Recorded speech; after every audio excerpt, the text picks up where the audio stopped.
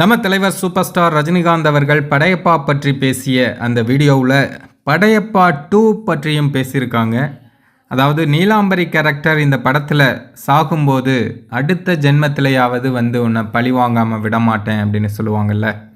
So அதை வச்சு படையப்பா 2 எடுக்கலாமே அப்படின்னு தலைவருக்கு ஒரு பொறி தட்டியிருக்கு.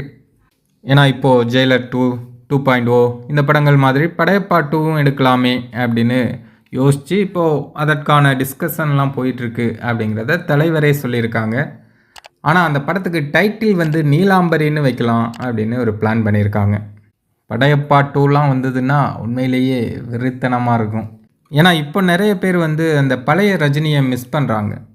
படையப்பா மாதிரி ஒரு ஃபுல் அண்ட் ஃபுல் ஸ்டைலிஷான ஒரு மாஸான ஒரு பஞ்ச் டைலாக்கோட தலைவரோட ஜானரில் ஒரு படம், அந்த மாதிரி படத்துக்காக தான் இப்போ எல்லாருமே ரொம்ப ஆவலாக வெயிட் பண்ணுறாங்க. ஸோ படையப்பா 2 வந்ததுன்னா அது வெறித்தனமாக இருக்கும். இது பற்றிய உங்களுடைய கருத்தை கமெண்ட்டில் சொல்லுங்கள்.